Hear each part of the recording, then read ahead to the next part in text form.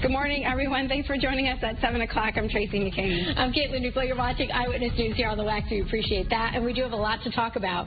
So let's first start with the weather. Meteorologist Jill Gilardi is here with the details on that first alert forecast, and we're dealing with a first alert today. Yeah, it's really a short fuse first alert weather day. We've been watching very closely because there was even a chance, there was mention of like a brief tornado could happen. You know, we would just have to watch things closely. Obviously, we knew the more widespread impacts would have to do with the rain and the wind impacting our morning drive. And that's all we've seen so far, and that is great news.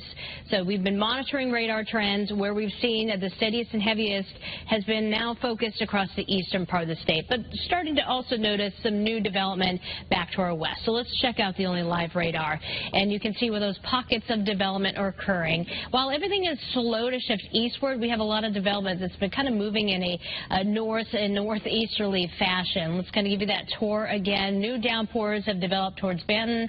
We have Litchfield, Morris, points northward. So downpours there, first alerting you to, it not being very pleasant to be outside in with the wind whipping around that rain as well. The heaviest rain right now sitting up in Woodstock, all the way down towards Brooklyn, for example, first alert.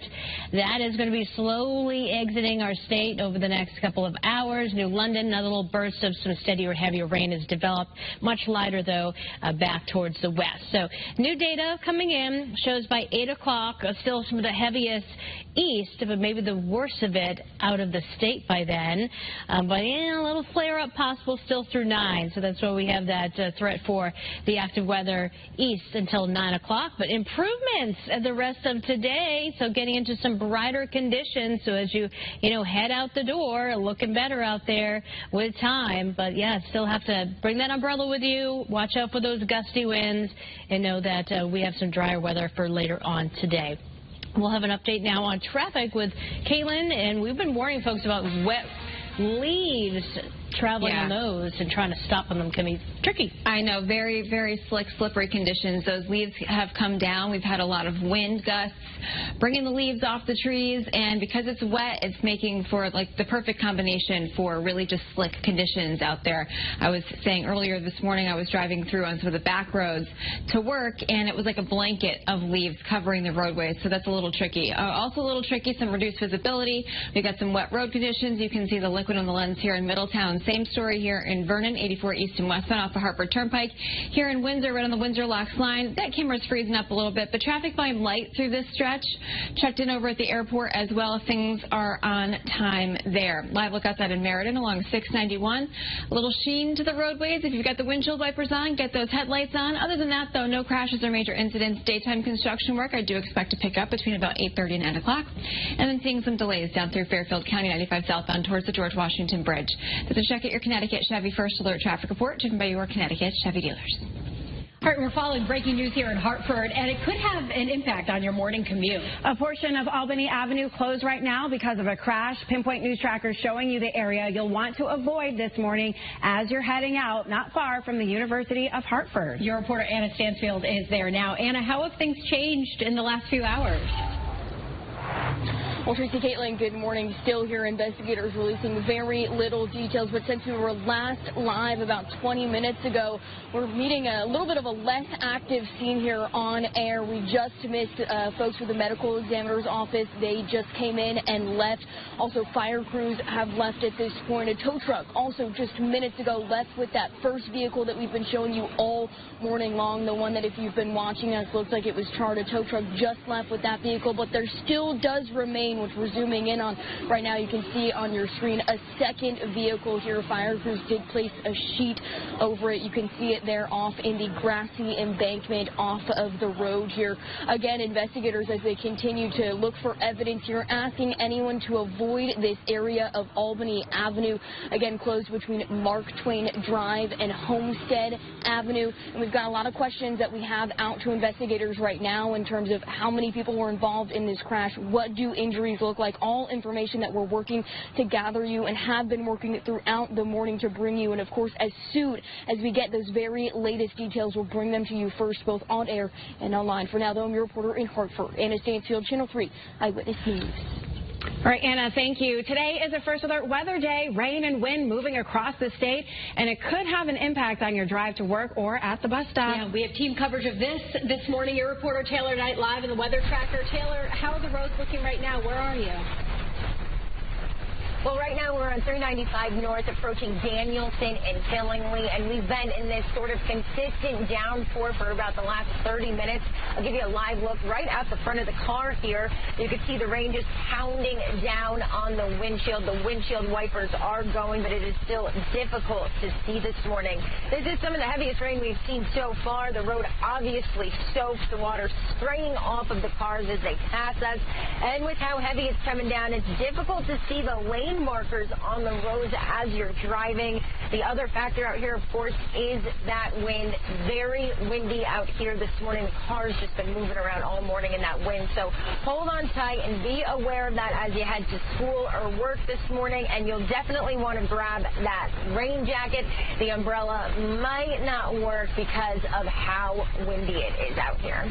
Your reporter live in Killingly, Taylor Knight, Channel 3, Eyewitness News. A reminder here, you can stay up to date on the forecast from anywhere by downloading the First Alert Weather app. Scan the QR code on the screen or visit Google Play or the App Store. All right, we're following some breaking news here that could impact your morning services now slowly coming back to many major websites and apps after a global outage. Amazon says it now found what caused it, and it's causing several issues for several major companies as well, and services like Facebook, Zoom, and Ring cameras. This could still impact websites that you use for work, and of course we'll let you know when it's fully resolved. In just a few hours, you'll have a chance to cast your ballot in this year's general election. Early voting for these local elections starts today and runs through next Sunday, November 2nd. Most polling places are open from 10 in the morning until 6 at night. Today, you can do same-day registration and voting at your polling location. Voters in many cities and towns are choosing mayors, council, and school board members. The results could impact your tax bills, your roads, and schools. Happening now in Hartford, police still investigating a shooting in the city's south end that left 2 people dead. Officers responded to Franklin Avenue just after 5 Sunday morning. The road was closed for hours during the investigation. No arrests have been made yet. If you have any information, call police. And this morning, President Trump says he's not a king in response to those No Kings protests over the weekend. The president did post an AI-generated video, though, on social media wearing a crown and mocking the protesters. Thousands in Connecticut rallied against immigration policies and the deployment of National Guard troops in several U.S. cities. This morning, a state senator is facing criticism for a sign he took a picture with during a No Kings demonstration against the Trump administration over the weekend. Senator Saud Anwar, who represents District 3, posted a picture on social media of him holding a sign that said, "Cholesterol, do your job." Senate Republican leader Stephen Harding called the sign disgusting and hateful and called on Senate Democrats to remove Senator Anwar as chair of the Public Health Committee. We reached out to Senator Anwar's office for comment, and we're waiting to hear back.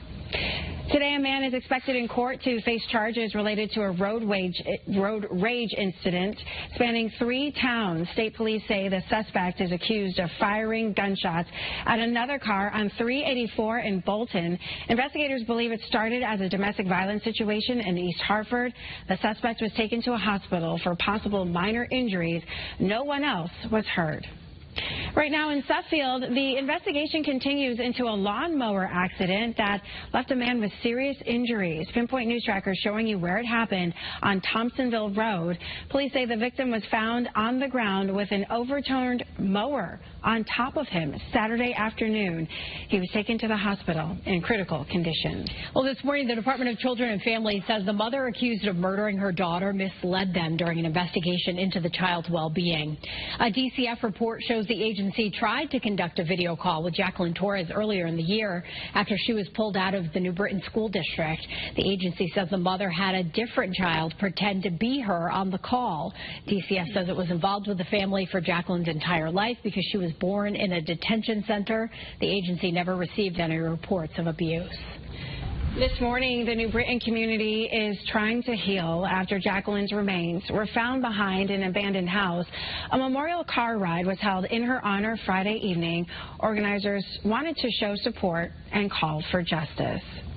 This morning, advocates pushing for new rules for homeschooled children in our state after the death of Jacqueline. Her disappearance went unnoticed for months after she was pulled out of school. Mimi's Law is named after Jacqueline. Her nickname is Mimi, and it would require state employees to check in on homeschooled children, wear body cameras during home visits, and it would also ban people convicted of child abuse from living with children. A petition in support of the law has almost 13,000 signatures. Homeschool advocates say they are being unfairly targeted. An update here this morning. Closing arguments could begin as soon as today in the bribery trial against the state's former deputy budget director. The attorney for Costa Diamantes has pulled a subpoena for former Hartford Mayor Luke Bronin. Diamantes faced cross-examination Friday, and prosecutors pushed back on his testimony that the cash payments he received for school construction projects were consulting fees, arguing instead that they were part of a kickback scheme. This morning, parents of teenagers might want to set aside some time here to remind them about the rules of the road. Yeah, it is a National Teen Driver Safety Week, and less experienced drivers can be more prone to accidents. Yeah, they can keep themselves and others safe by wearing seatbelts, putting their phones away, and following the speed limit.